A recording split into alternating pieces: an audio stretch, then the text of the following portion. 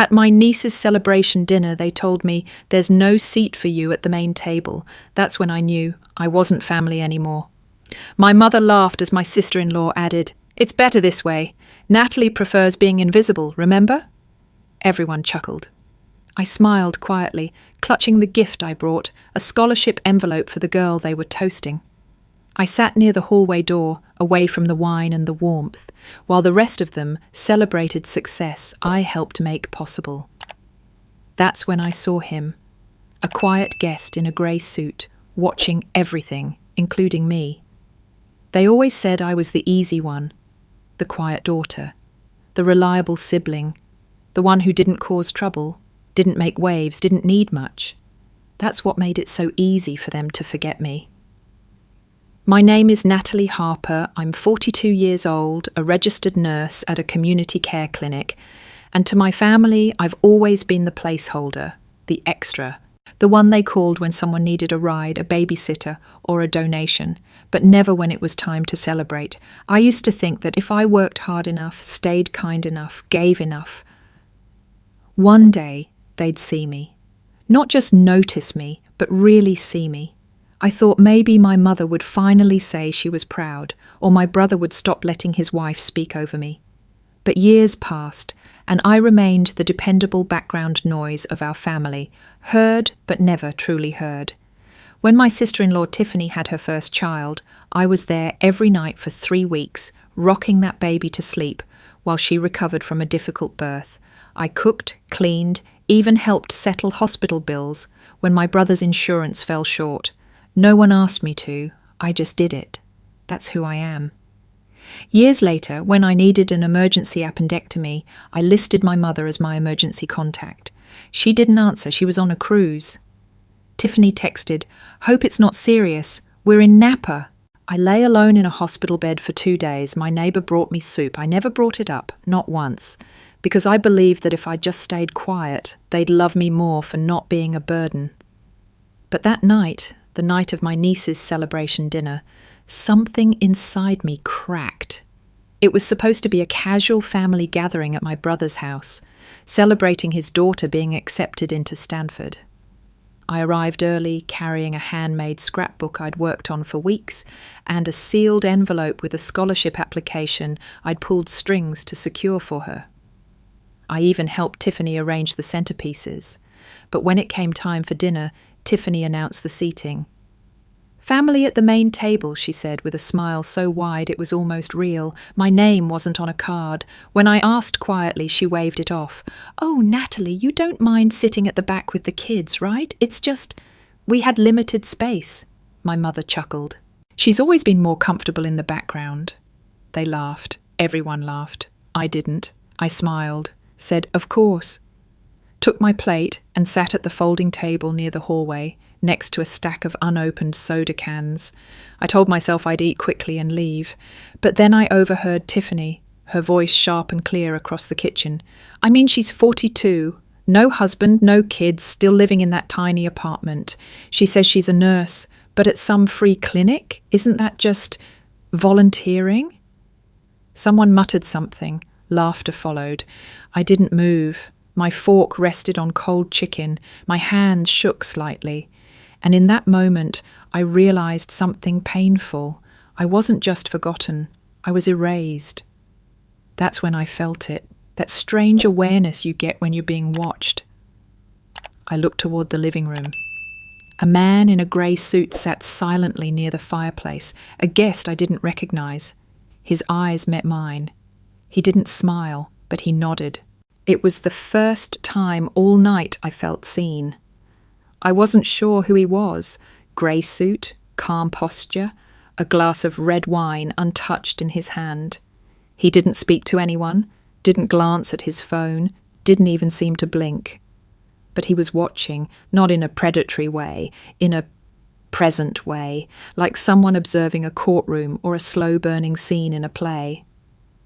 I turned away, pretending to check my phone, my heart still thudding from Tiffany's words. That's just volunteering. 42 and nothing to show for it. No one had corrected her, not my mother, not my brother, not even my niece, the one I'd stayed up tutoring when she nearly failed chemistry last year. I stood slowly, carrying my plate toward the kitchen. Tiffany and my brother were laughing about something else now. She wore her usual silk top and perfectly timed smirk. My mother stirred the salad, talking loudly about Stanford and how proud we all are. I didn't interrupt. I placed my plate in the sink, wiped my hands on a paper towel, and turned toward the front hallway. I needed air. Maybe an Uber, maybe 3 glasses of wine, I wasn't sure. That's when the man from the living room appeared beside me. "I hope you don't mind," he said softly. "I thought you might want this." He held out a linen napkin. My hand had started bleeding. A small cut, probably from the cracked dinner plate I hadn't noticed. I blinked, startled. "Oh, thank you." He nodded. "Sometimes pain shows up small but sharp."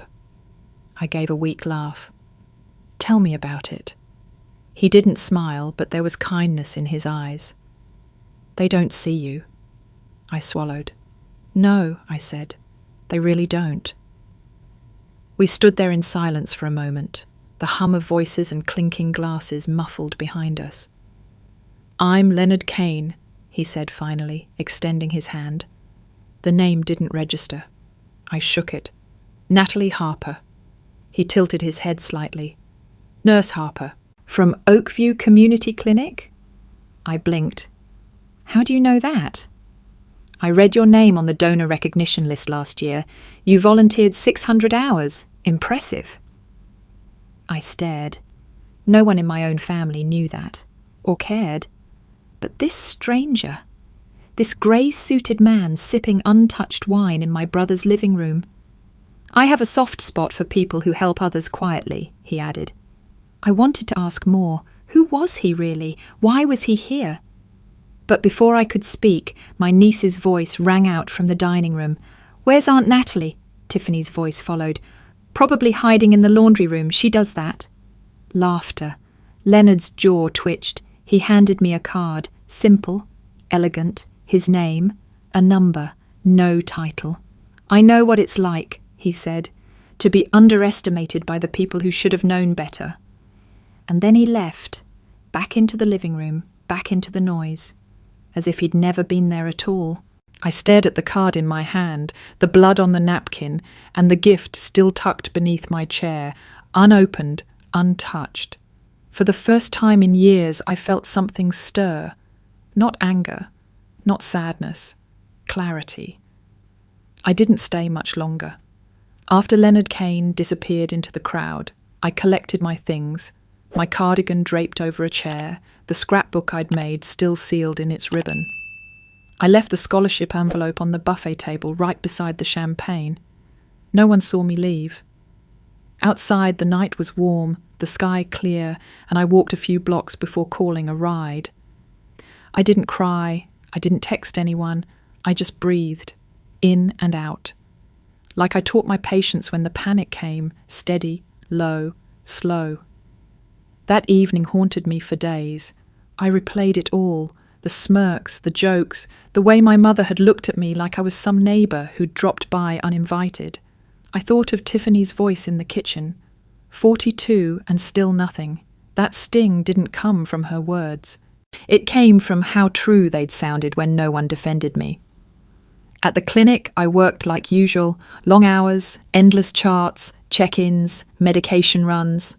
No one there asked if I was married or how big my apartment was. They just needed care, and I gave it. It was the only place I felt whole. A week later, I opened my mail and found a letter from the State Board of Nursing. I'd been nominated for the Regional Compassionate Caregiver Award. I blinked, thought it was spam. But there it was, official seal, real signature. I hadn't applied. 2 days after that, a representative from Kane Medical Foundation called, inviting me to a luncheon honouring contributors to community health.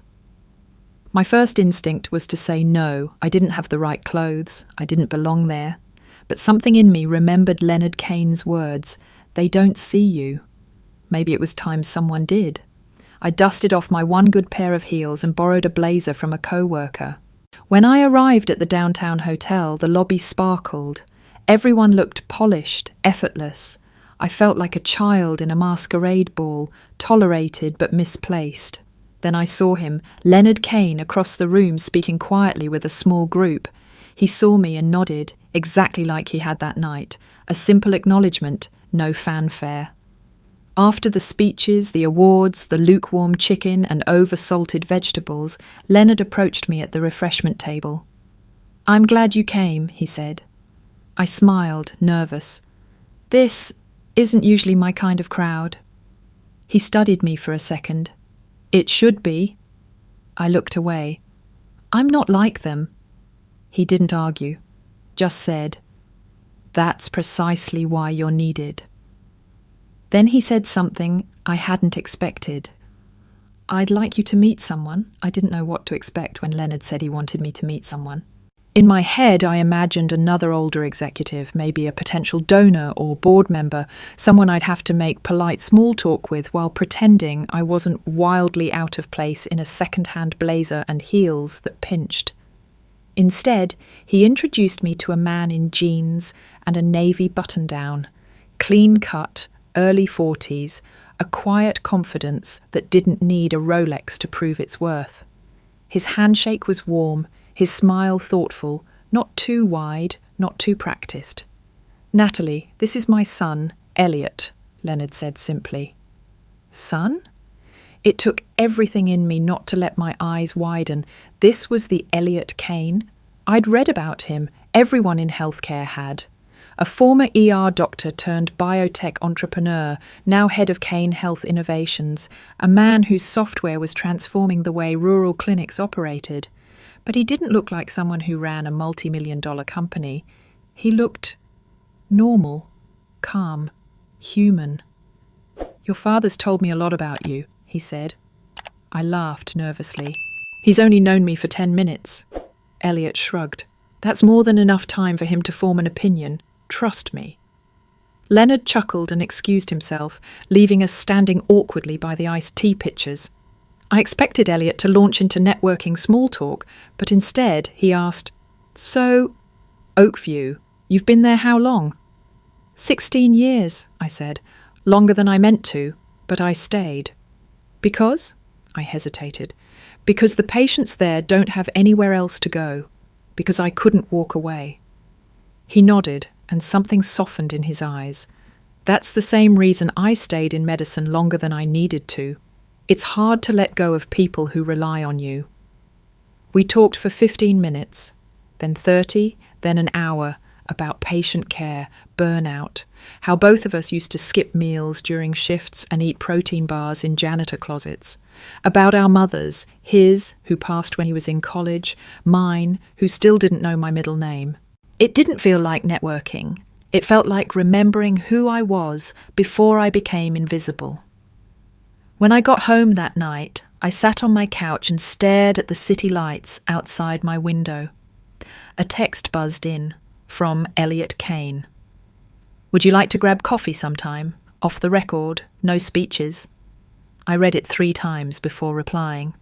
Yes, our first coffee wasn't at some high-end cafe with marble countertops and $8 lattes. Elliot chose a small corner shop near the medical district. Chipped mugs, faded booths, and the best almond croissants I'd ever had. He was already there when I arrived, sleeves rolled up, reading something on his phone that looked more like a research abstract than a news feed. He stood when he saw me. "Natalie," he said, like the name was familiar already. "I hope this place is okay," he added, sliding a coffee across to me. "They know how to let you sit without rushing you out." I smiled. "It's perfect." We talked for nearly 2 hours that first time. Not just about work, though that was our common thread. He asked questions no one ever had. What would I change about public health if I had unlimited funding? What was the hardest part of nursing that no one ever warned me about? When had I last taken a real vacation? I had to laugh at that last one. "Does a day trip to the laundromat count?" He grinned. "Only if it includes cocktails." By the time we said goodbye, something in me had shifted. It wasn't butterflies. It was quieter than that, more grounded, like remembering how it felt to be listened to for real, not out of politeness, not as a favour, but because someone actually cared. Over the next few weeks, we met again. Sometimes coffee, sometimes walks after his meetings downtown. We never talked about the night at my brother's house, and I never brought up my family. But Elliot made it easy to exist in a different world, one where I wasn't just tolerated but welcomed. One evening we sat on a park bench, watching the skyline fade into dusk. He turned to me and said, "My father told me what he saw that night." I stiffened slightly. He added, "You didn't defend yourself. You didn't fight back. That takes strength people don't always recognize." I looked down. Sometimes I wonder if it was just cowardice. It wasn't. His voice was so certain, I believed him. Then he said, almost casually, "If you ever want to come with me to an event, something small, no pressure, I'd be proud to have you there." I blinked. "Me?" He nodded. "You." I didn't say yes that night, but I didn't say no. And days later, when the invitation arrived for a small gala hosted by Kane Health, I opened the envelope, ran my fingers over the gold script, and said yes. The invitation was simple, elegant, white cardstock with embossed gold lettering. Kane Health Innovations, a celebration of community partnerships. It didn't sound like much. Just another fundraiser, I assumed. Until I looked at the guest list. City officials, hospital directors, major donors, and tucked into a small line on the final page, keynote guest, Natalie Harper, RN. I thought it was a mistake. I called the number on the card. The woman on the other end, soft-spoken, efficient, said, "Oh yes, Miss Harper. Mr. Kane insisted." Elliot hadn't mentioned anything. I stared at the invitation for nearly an hour before deciding to go. The night of the gala, I wore a navy dress borrowed from a friend at work. Not designer, not tailored, but it made me feel clean, confident. I curled my hair for the first time in years and wore lipstick I'd bought in a moment of bravery, but never opened until now. The event was at a museum, white marble, glass walls, city lights glowing like stars below. I walked in and immediately wanted to walk out. Everyone looked polished, purposeful, like they belonged. I was just a nurse with a history of being invisible. Then I saw him, Elliot, talking to someone in a dark suit. When he spotted me, his face lit up, and he walked over like the rest of the room didn't exist. "You made it," he said, voice warm, eyes steady. "You didn't tell me I'd be listed as a guest." He gave a half grin. "I thought if I told you, you wouldn't come." "You're probably right." He offered me his arm. "Come on, my father wants to say hello." Leonard Kane greeted me with that same quiet nod, like he wasn't surprised at all to see me standing there among a sea of people who probably earned more in a month than I did in a year. "We're glad you're here, Natalie," he said. "This night is about people like you." I didn't know what to say, so I said thank you. But the real surprise came 20 minutes later when a familiar voice called my name from across the atrium. "Natalie?" I turned, and there they were. Tiffany, my brother, my niece, my mother. Their eyes scanned me in disbelief. I could almost hear Tiffany's mind ticking. The dress, the crowd, Elliot beside me. My mother blinked. "What are you doing here?"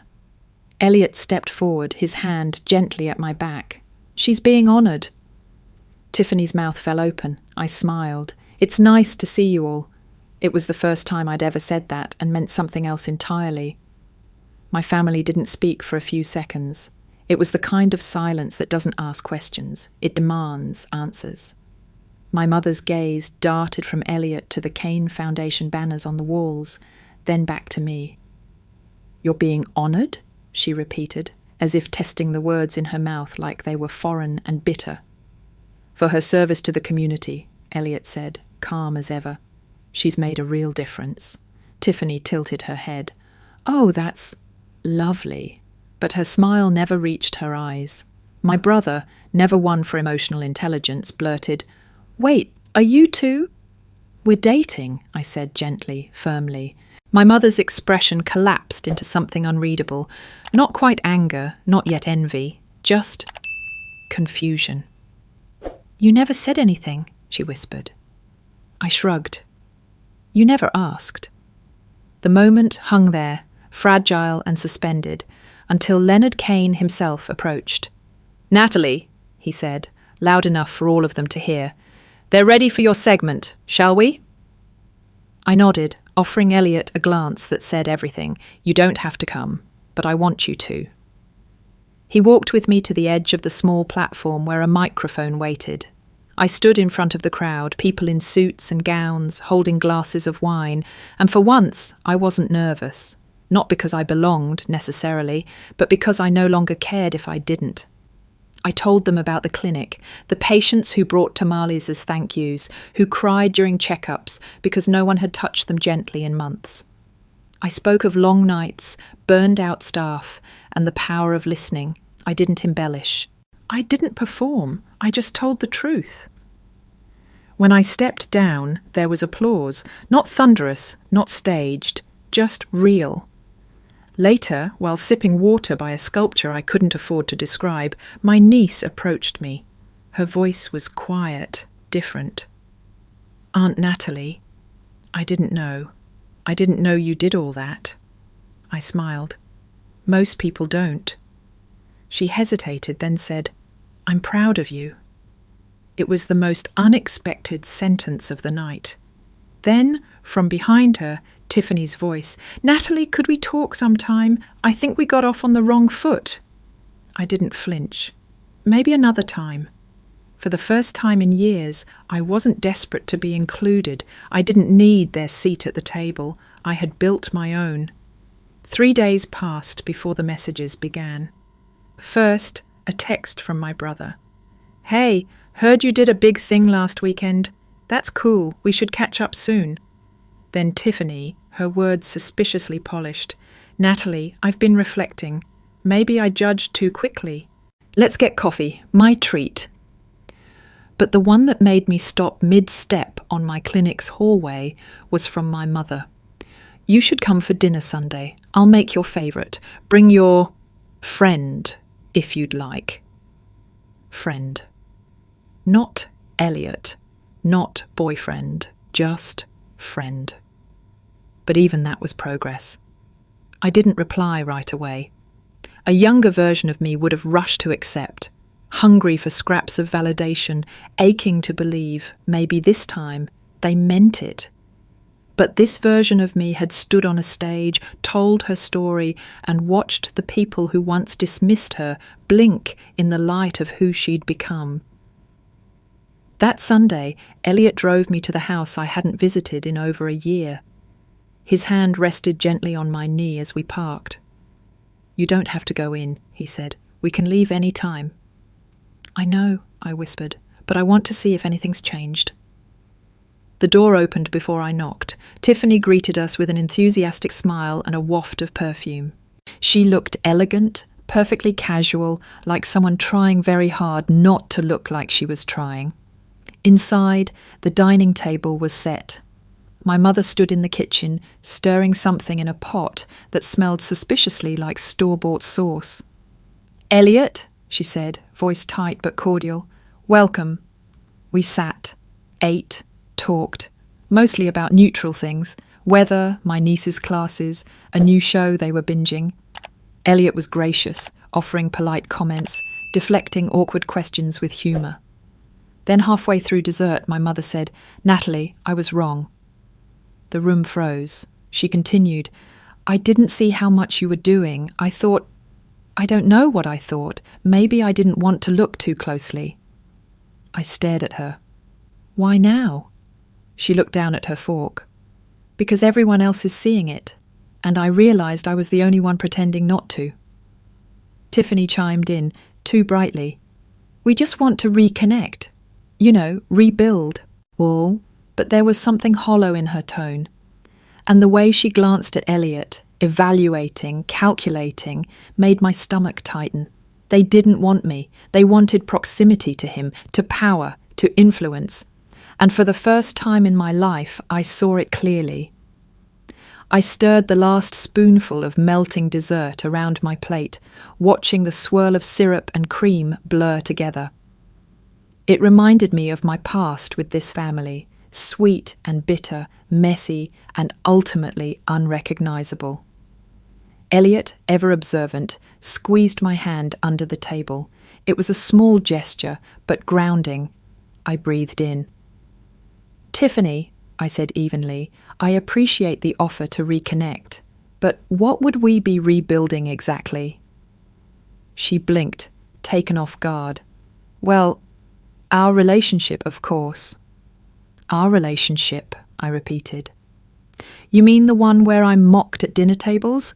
Where I'm called a volunteer nurse and seated with the kids?" Tiffany's mouth opened, then closed. My brother shifted uncomfortably. "Natalie, come on, that was just—" "No," I cut in gently. "That was the relationship, and I'm not angry anymore. I'm just done pretending it was something it wasn't." My mother stiffened. "So what? You're cutting us off because you have some new man and a fancy event behind you now?" "No," I said, my voice steady. "I'm drawing boundaries because for the first time in my life, I know I'm allowed to." The silence that followed was thick with things left unsaid. Elliot rose, nodding toward me. "Thank you for dinner," he said courteously. "It's clear you put effort into tonight." He helped me into my coat, and we walked to the door.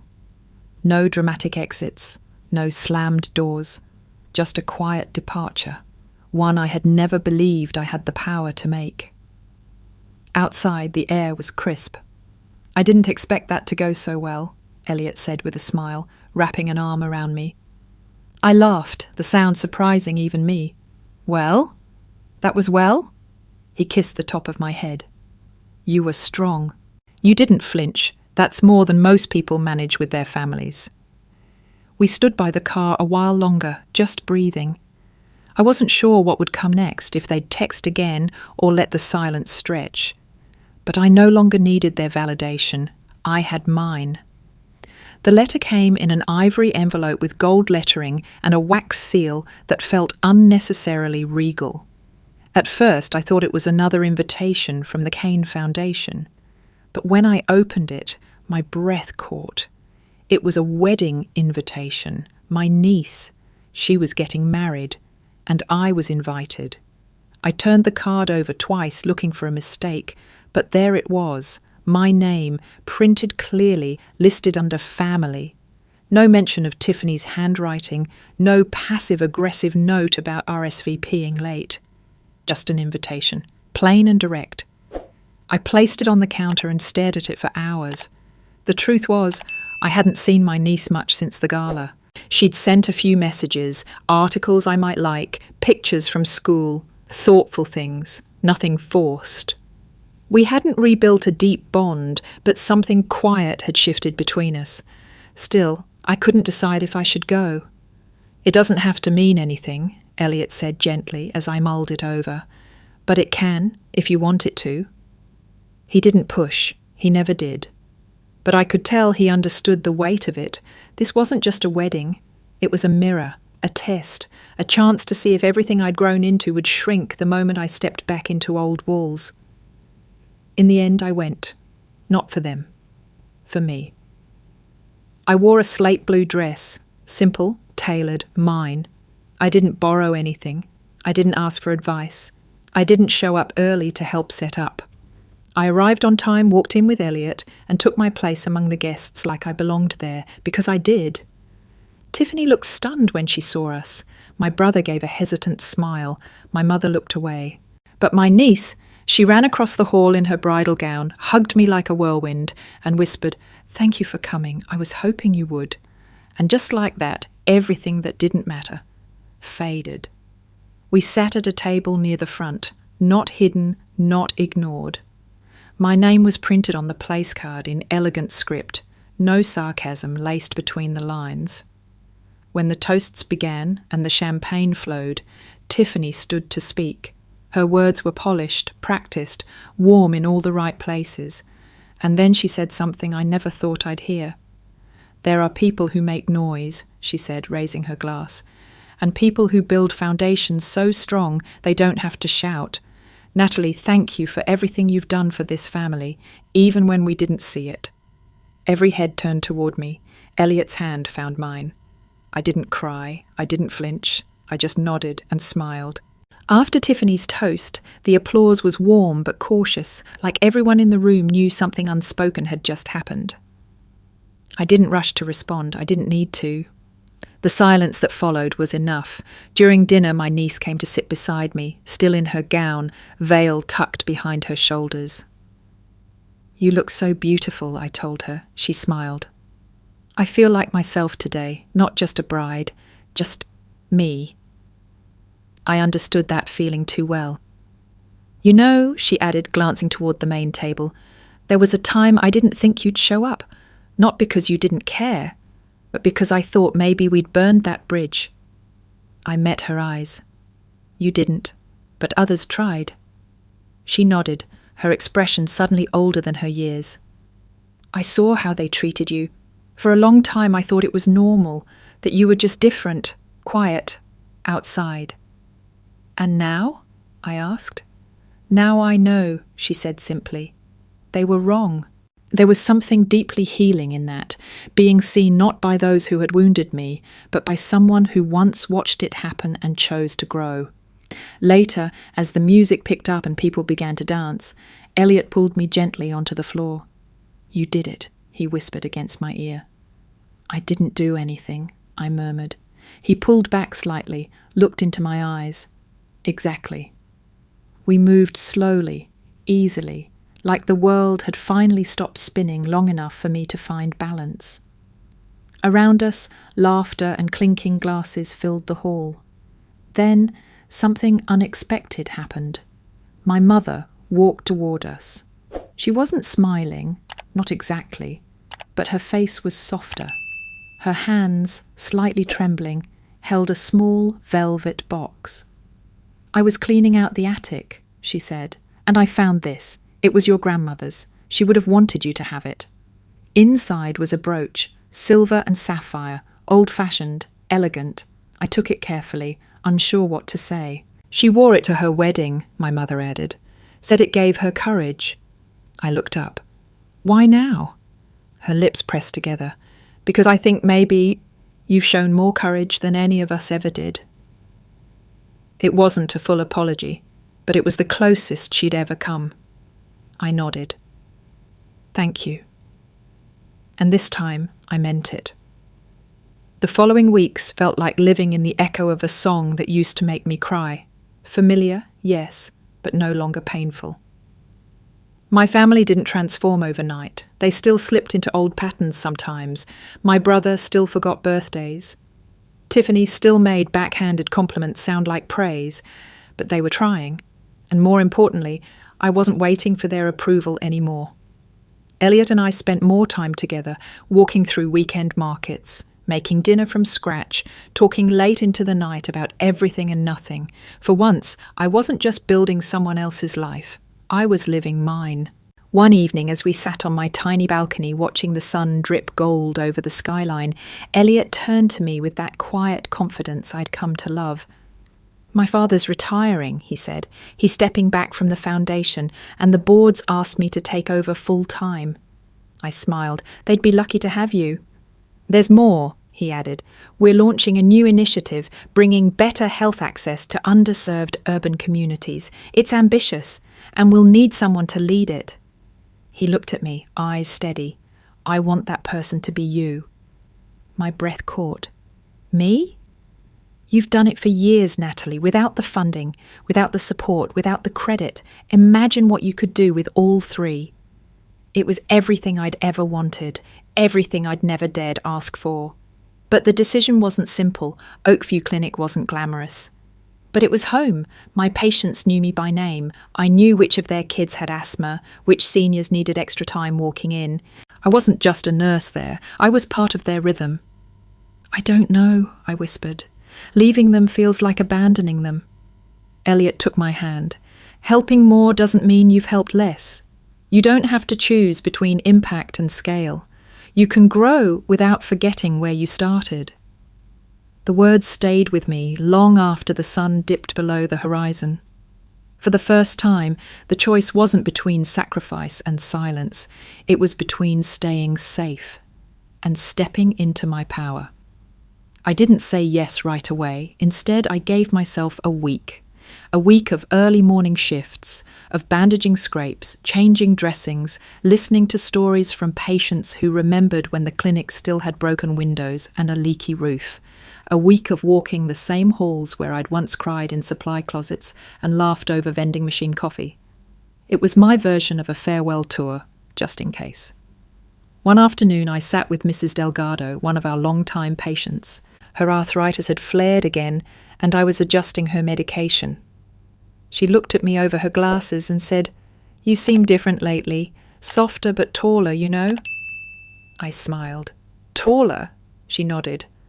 "Like you've stopped shrinking for other people."